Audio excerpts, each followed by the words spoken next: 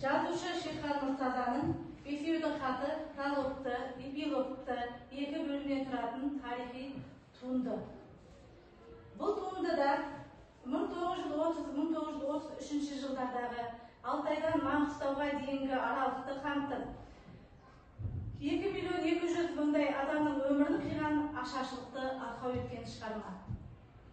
Алапат ашаршылық адамдардың өмірін қиюмен қатар, ұлт тағдырына деген үреймен халықтың жадында мәңгі сақталып қалды. Енді балалар, осы Шерхан Мұртазаның Бесеудің хаты драмасының қысқаша мазмұнын бейне жазба арқылы тыңдап танысамыз. Бейне жазбаны мұқият тыңдаймыз, өйткені бұл тапсырмадан кейін біз сұрақтармен жұмыс жасайтын боламыз. 20 ғасырда халқымыздың басқармаларының өтті. Сонымен ашаршылық. Ұйымдастырылған хан халқымызда еңбек кәсібінің шаруашылығын ажыратып, малын аяқтан етті. Малынан айырылған жаппай аштық туынды. Қолдан ұйымдастырылып, халқымызды қымылдай болған соң дүнияның саясатқа ашық қарсылық танытты. Сын сәтте басылып қайтқан қазақ зиялылары болды. Сталин қарамағанымен Голощекиннің қолына түскен Бесеудің хатындарын мүсірепі, Мансұр Ғатауиев, Еңбеген Алтынбеков, Мұташ Дәулетқалиев, Қадыр Қуанышев сынды ел азаматтары түрін жазған еді. Наразылық хаты сұрақтың кезеңінің шындығын көрсеткен құжат ретінде тарихта қалды. Бодандыққа төнісілмейтін өркөстің ұлтысынан Кремльге жеткенді. Бесеудің хаты мал басының хисапсыз келіп кетуімен көптеген қазақ аудандарын қаңдап, адамдардың жаппай қырылуына әкеп соққан ашаршылық жөнінде әлі күнге ауыз ашпай отыру қаншалықты дұрыс деген батыл сауалмен басталып, дәлелді дәйектермен жалғасады. Осы хаттың өзінде белгілі қаламгер Шерхан Мұртаза Бесеудің хаты тарихи драмасын жазды. Пьесада хат Голощекиннің қолына түскеннен кейінгі биологиялық бейне береді. Шығарма ғалымдықтың ұлттың мүддесін қасқайсыз қорғап, шындық үшін басымдылығы тікелей өстіп, ең ішінде болып жатқан сұмдық оқиға ғалымдықтың әңгімесінен берді, оқырманның жүрегін шымырлатады. Жазушы биологиясы соңында Голощекиннің көзіне тура қарап, сендер хисапсыз қылмыстарыңнан мәңгі ашылып құтыла алмайсыңдар, ал атыңдар деп қасқайды. Жазушы сөзі қазақтың жоқшылығына азаматтардың бар екенін әлі де олардың сездірген еді. Пьеса идеологы Тұрар Рысқұловпен Ғабит Мүсіреповтің ана дүниелігі пайымдарымен аяқталады. Екі тұлғаның өнесі танытты кейбір бөліп халықта азаптаған залымдардың өздері азаптан соң жатқанын көреді. Бесеудің хаты жас ұрпаққа азаттықтың қандай қасіреттен келгенін ұғындырар. Ал енді балалар, сабағымызға қарай ертілген сауалдар сатыны жалғастырамыз. Бірінші сұрақ, драмада қай кезең, қай жылда суреттеледі? Қайына? Бұл драма 20-шы ғасырдағы 30-33 жылдардағы халқымыздың тарихындағы қайғылы кезеңді суреттейді. Өте жақсы. Ашаршылық дегенді қалай түсінесіңдер? Аяудың? Ашаршылық дегені саяси әлеуметтік процесс. Оның ашық жабық екі түрі бар. Біреуі үнемсіз қалу, екіншісі шала құрсақ ашу. Ал біздің өтіп жатқанымыз 1930-1933 жылдардағы қолдан жасалған дәстүрдің кесіріндегі ашаршылық. Жақсы. Жазушы Бесеудің хаты драмасында қандай тарихи оқиғаны арқау етті? 20-шы ғасырдағы еліміздің тарихында орын алған екі алапат ашаршылық қазақ халқының есінде мәңгілікке қалатын ең қаралы күндердің бірі деп айтсақ болады. Оның алғашқысы 1922-23 жылдар аралығында болған бірінші ашаршылық болса, екіншісі 2.200.000 адамның өмірін жалмаған 1930-33 жылдар аралығында болған екінші ашаршылық. Шерхан Мұртазаның Бесеудің хаты атты шығармасы осы оқиғаларға негізделіп жазылған. Өте жақсы. Бұл қазіргі қазақ халқы қалай ұшырады? 20-шы ғасырдың басында халқымыздың басына небір мәңгі кетті. Соның бірі ашаршылық. Ұжымдастыру науқанына халқымыздың негізгі кәсібі мал шаруашылығынан ажыратты.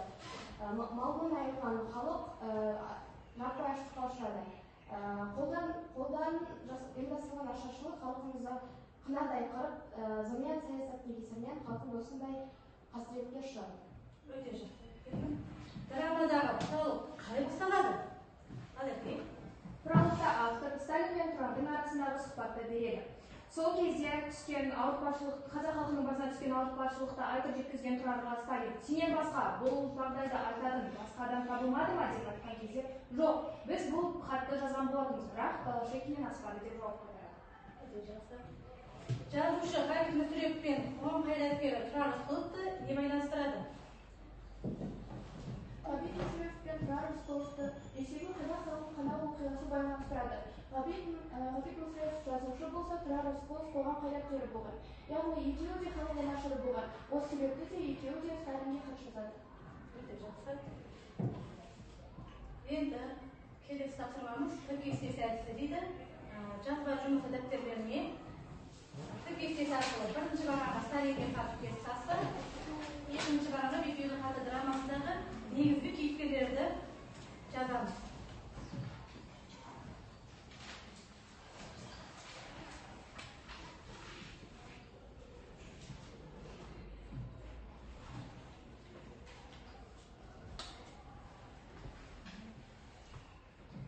Тапсырма кестеліктері берілген.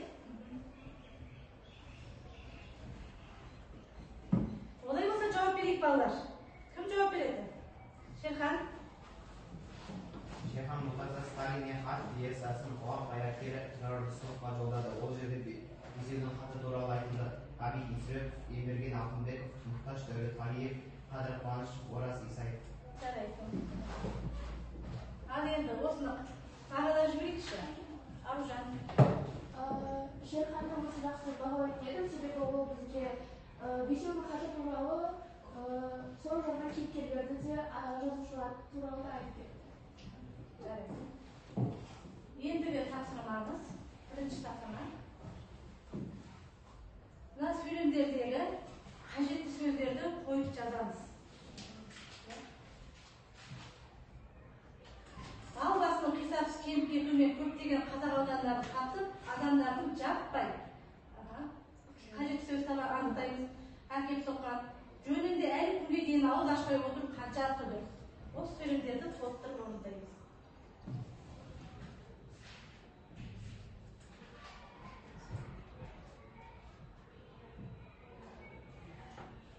Әнекей кім айтып жібереді? Оларға. Ал басының қисынсыз кеміп кетуі мен көптеген қазақ аудандарын қамтып, адамдардың жаппай қырылуына әкелді. Өте жақсы, қырылуына деген сөз. Келесі екінші сөйлемді кім оқиды? Мұқасан. Ашаршылық жөнінде әлі күнге дейін ауыз ашпай отырып қаншалықты дұрыс. Өте жақсы. Сөзге қандай сөз қойдық? Ашаршылық деген сөз. Ғабит Мүсірепов айтқандай, біз халық қырылып жатқандықтан атыламыз. Ал сендер халық қайта тірілгендіктен атыласыңдар. Халық қайта тірілгенде сендер екі дүниеде де орын таппай қаласыңдар деген екен. Яғни Ғабит Мүсірепов сол замандағы солақай саясаттың кесірінен Голощекиннің Сталиннің тапсырмасын асыра сілтеуімен халық қайта тірілді. Ал енді Ғабит Мүсірепов айтқандай, халық өлген жоқ, тәуелсіздік тірілді қайта. Тәуелсіздігімізді алдық, егемен ел болдық.